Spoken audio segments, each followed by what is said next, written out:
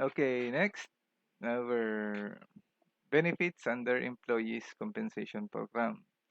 The Employees Compensation Program, or ECP, is the government program designed to provide a compensation package to the public and private sector employees or dependents in the event of um, work-related sickness or injury, disability, or death. So, sa madaling sabi, ito yung binibigay ng mga kapag may sickness na nangyayari or injury during working hours or disability na nangyari during working hours or death. So, sample ng mga injuries, for example, in construction industry, possible na naputulan ng daliri, kamay, braso. So, each part of our bodies, including ating mata, meron po yang bayad uh, na ECP, according to ECP. So, magkakaiba ang presyo kung titingnan natin. Ang mga limang daliri natin, kapag isa dyan is naputin during working hours po natin, ay meron po yung kanya-kanyang presyo na ibinibigay for compensation po sa mga worker. So, ayan po ang saan kumukuha ng pondo itong ECP.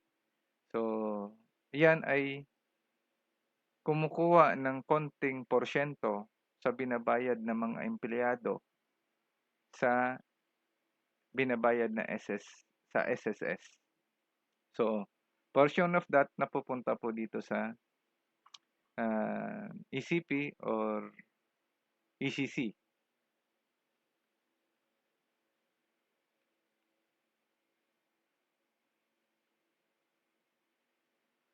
Next, PhilHealth benefits.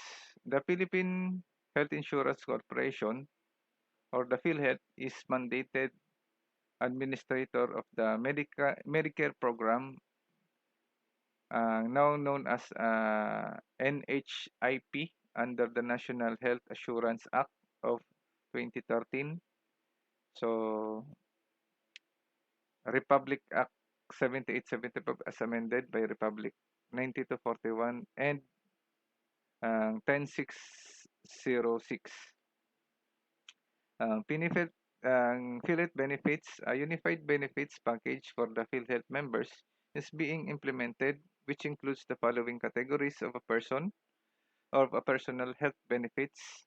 So, one is inpatient hospital care, room and board, services of healthcare professionals, diagnostic, laboratory, and other medical examinations, services, use of surgical and medical equipment and facilities, prescription drugs, biological, subject to the limitation stated in the Section 37 of Republic Act 75, and inpatient educational package. So, sa madaling sabi, kapag po tayo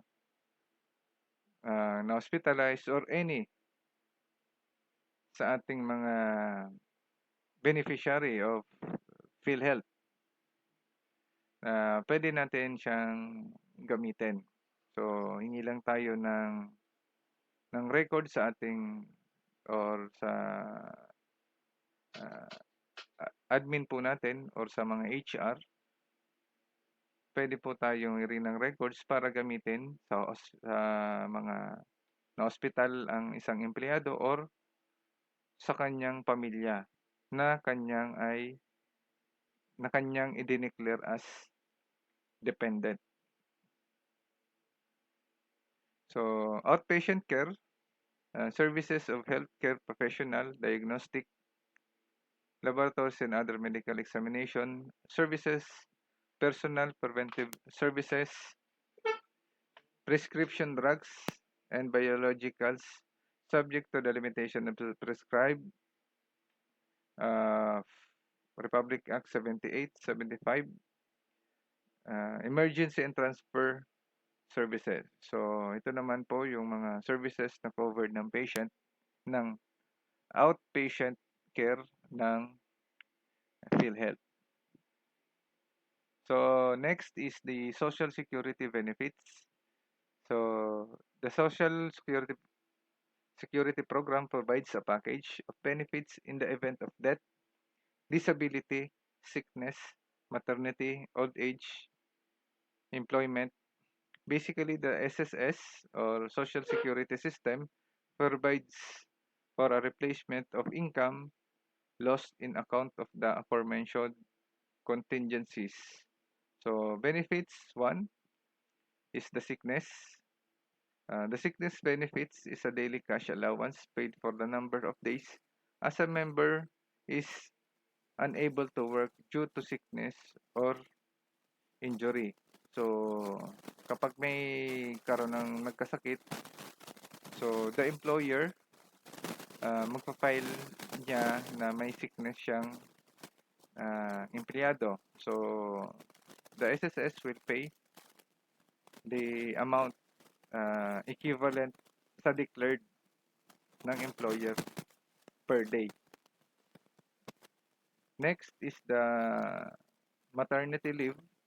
So, as I said, 105 days. So, totally babayaran na SSS.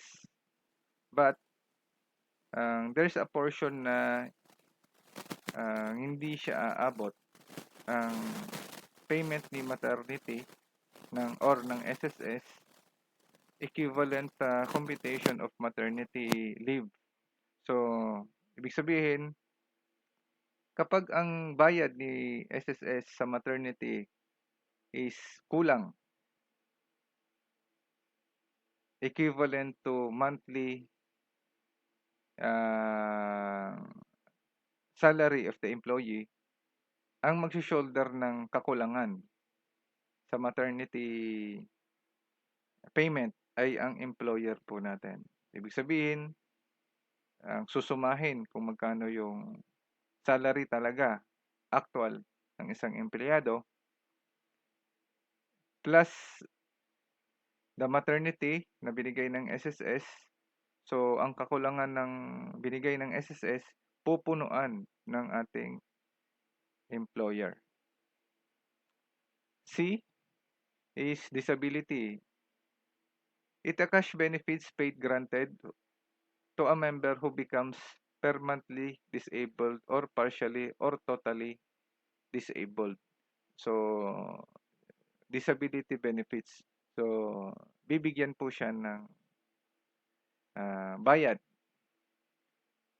Next is the retirement. Is the cash benefits granted to a member who can no longer work due to old age. Ito yung mga kapag sinasabi is sa mga matatanda which is meron ng pension sa SSS. Yung pension na yon, ito yung retirement pay na binibigay ng SSS. Applicable lang po to na SSS sa mga private sector po natin. No? Hindi po siya applicable for government employees. Next is death.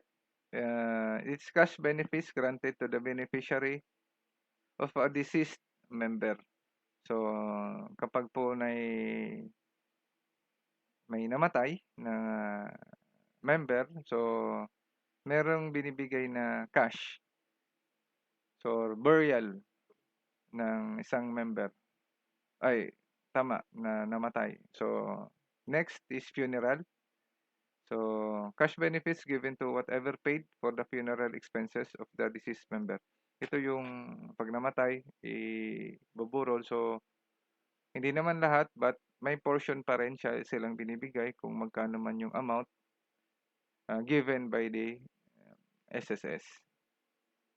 So, next, unemployment, also known as involuntary separation. So, it is a cash benefits granted to covered employees including the kasambahay, OFWs who are involuntarily separated from the employment due to retrenchment or downsizing, closure, cessation of operation, installation of labor-saving devices, and redundancy. So, itong unemployment knows as involuntary separation benefits,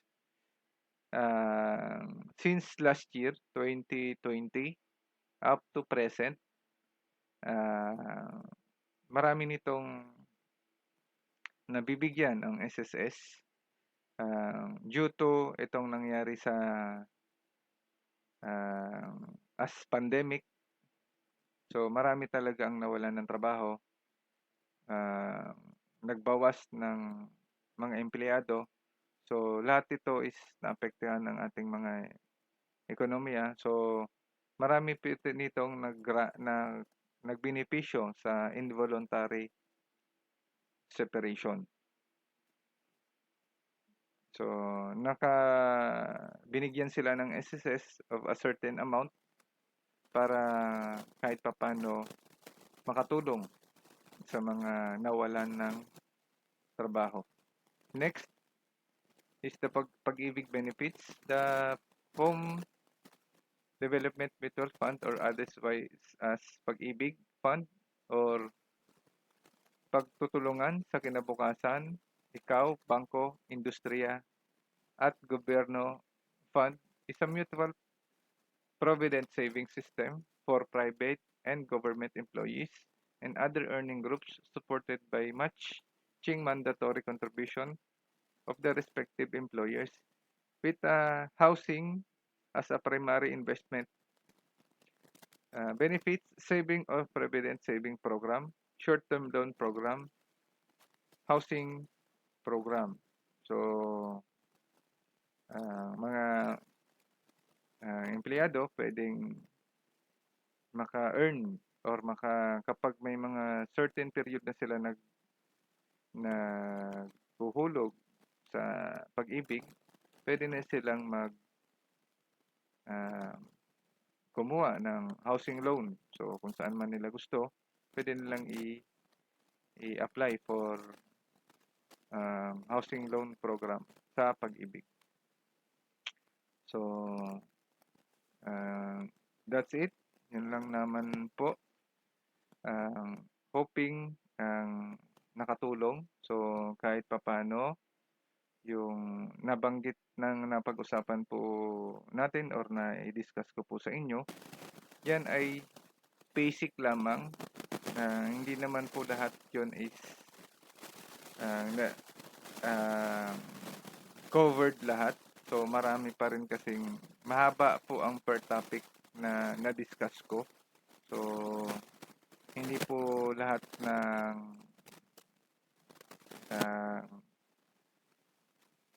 or iniisa-isa natin bawat parte ng na-discuss po natin from wages to the last topic.